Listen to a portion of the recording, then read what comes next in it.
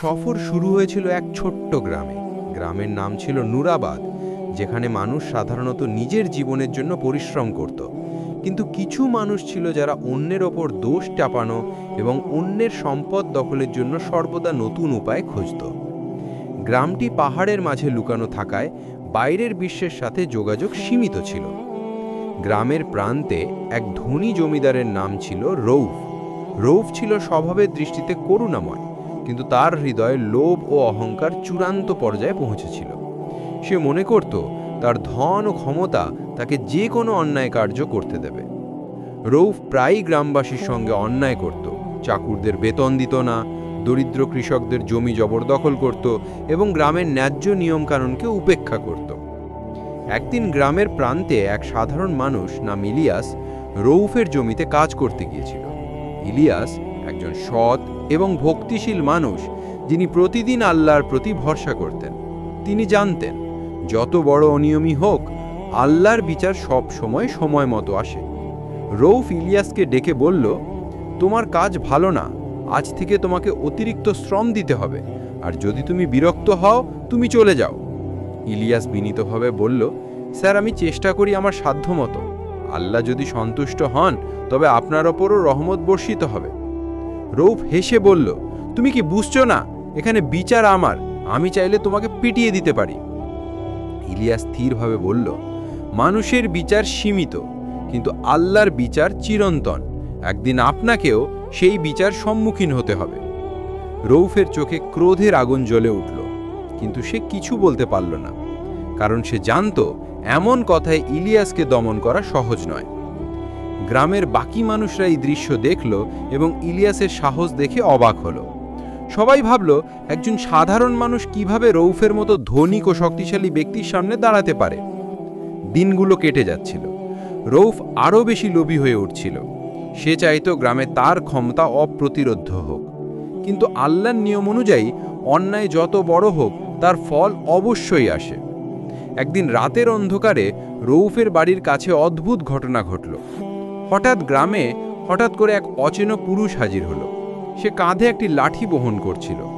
তার চেহারা রহস্যময় এবং চোখে যেন আল্লাহর ন্যায় বিচার স্পষ্ট প্রতিফলিত হচ্ছিল। গ্রামের মানুষরা ভয় পেয়েছিল, কিন্তু ইলিয়াস তাকে চিনতে পেরেছিল। পুরুষটি ধীরে ধীরে রউফের সামনে এলো। লাঠিটি হাতে নিয়ে সে বলল, রউফ, তুমি জানো না, আল্লাহর বিচার সবার জন্য সমান। তোমার লোভ ও অন্যায় তোমার পতনের কারণ হবে। রউফ অবাক হয়ে বলল, তুমি কে? তুমি কি আমার উপর নিয়ন্ত্রণ করতে চাও? পুরুষটি বিনয়ীভাবে বলল, আমি কেবল আল্লাহর লাঠি বহন করছি।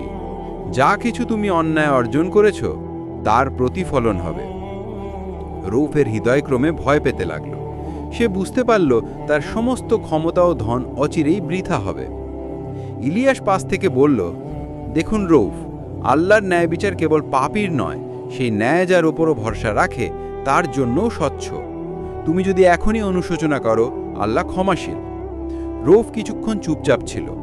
সে ভেবেছিল হয়তো সব শেষ নয়, কিন্তু লাঠির উপস্থিতি এবং ইলিয়াসের কথা তাকে গভীর চিন্তায় ফেলল। রউফের জীবন ধীরে ধীরে পরিবর্তিত হতে লাগল। প্রথম অংশের ঘটনা থেকে সে শিখেছে, ক্ষমতা এবং ধন আলোন তার নিরাপত্তা দিতে পারবে না। আল্লাহর ন্যায় ও করুণার ওপর বিশ্বাস ছাড়া কিছুই স্থায়ী নয়। কিন্তু তার পথে এখনো পরীক্ষার দিনগুলো চলছিল। গ্রামে একদিন হঠাৎ করেই এক দুর্যোগ নেমে এলো। আগুন ও বন্যার মতো প্রাকৃতিক বিপর্যয় গ্রামকে ক্ষতবিক্ষত করতে শুরু করল। রউফ তার পুরনো লোভী আচরণে ফেরার চেষ্টায় ব্যস্ত হয়েছিল। সে ভাবল, যদি আমি আবার ধন ও ক্ষমতা পাই, তবে আমি এই বিপদ মোকাবেলা করব। কিন্তু ইলিয়াস জানত, এটি আল্লাহর পরীক্ষা, যা কেবল সত্যিকারের বিশ্বাসীই পার পাবে। ইলিয়াস গ্রামের মানুষের কাছে এ বার্তা নিয়ে এলো, এই বিপদ আমাদের শক্তি ও ভরসার পরীক্ষা। যারা আল্লাহর ওপর ভরসা রাখবে তারাই বাঁচবে। যারা অন্যায়ে লিপ্ত তারা নিজ পাপের শাস্তি পাবে। রউফ প্রথমে হাস্যকরভাবে এ বার্তা উপেক্ষা করল, কিন্তু কিছুদিনের মধ্যে তার সব ধনসম্পদ এবং ভৃত্যরা অদৃশ্য হয়ে গেল।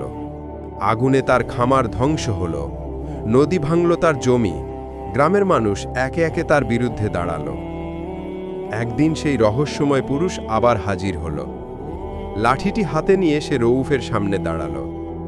রউফ এবার ভয় পেয়ে বলল, আমি অনুশোচনা করতে চাই, দয়া করুন আমাকে, আমি আমার ভুল বুঝেছি। পুরুষটি বিনয়ীভাবে বলল, রউফ, আল্লাহ ক্ষমাশীল, কিন্তু সত্যিকার অনুশোচনা এবং সংশোধন ছাড়া কিছুই কাজ করবে না। লাঠি শুধু নির্দেশ দেয়, শাস্তি নয়। তুমি যদি সত্যিকারের পরিবর্তন চাও, তবে অন্যায় থেকে ফিরে আসো এবং গ্রামে সেবা করো। রউফের চোখে অশ্রু ঝরল।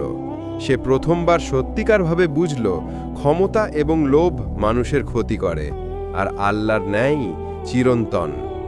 সে গ্রামে ফিরে এসে দরিদ্রদের সাহায্য করতে লাগল, চুরি করা জমি ফিরিয়ে দিল, শ্রমিকদের যথাযথ মজুরি দিল এবং গ্রামের মানুষের পাশে দাঁড়ালো।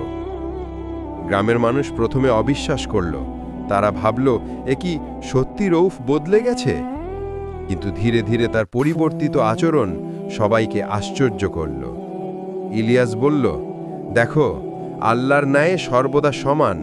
যখন আমরা ভয় এবং সৎ মন নিয়ে তার নির্দেশ মেনে চলি, তখন পরিবর্তন আসে। 1 বছর পর গ্রামে শান্তি ফিরে এলো। রউফ হয়ে গেল ন্যায়পরায়ণ এবং সহানুভূতিশীল।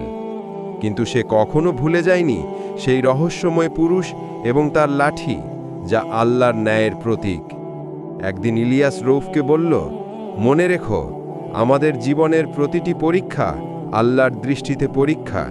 ধনসম্পদ, ক্ষমতা বা শক্তি চিরস্থায়ী নয়, শুধু ভালো কাজ, সৎ মন ও আল্লাহর ওপর বিশ্বাসী স্থায়ী। রউফ এবার পুরোপুরি অনুধাবন করল। সে বলল, ইলিয়াস, আমি এখন জানি আল্লাহর ন্যায় সবার জন্য সমান। আমি যদি কখনো ভুল করি, তবে তার শাস্তি অচিরেই আসে, কিন্তু সত্যিকার অনুশোচনা এবং সেবা সর্বদা আমাদেরকে বাঁচায়। গ্রামের মানুষরা এখন রউফকে ন্যায়পরায়ণ নেতা হিসেবে স্বীকৃতি দিল, আর ইলিয়াস ধীরে ধীরে সবকিছু পর্যবেক্ষণ করছিল। তার বিশ্বাস স্থির হয়ে গেল যে আল্লাহর লাঠি শুধুই শাস্তি নয়, এটি ন্যায় ও সততার প্রতীক, যা মানুষের জীবনকে পথ দেখায়। শেষ পর্যন্ত গ্রামের সবাই শিখল যে আল্লাহর ন্যায় ও বিচার চিরন্তন, এবং যা কিছু মানুষের হাতে আছে তা অস্থায়ী। তবে আল্লাহর প্রতি ভরসা ও সৎ মন সবসময় মানুষের জীবনকে আলোকিত করে। রউফ জীবনের শেষ দিন পর্যন্ত সেই পাঠ মনে রাখল। গ্রামের মানুষ তার কাহিনী মনে রেখেছিল এবং প্রজন্মের পর প্রজন্ম এই শিক্ষা শুনতে পেত। আল্লাহর লাঠি কখনো ব্যর্থ হয় না, তার বিচার সবার জন্য সমান।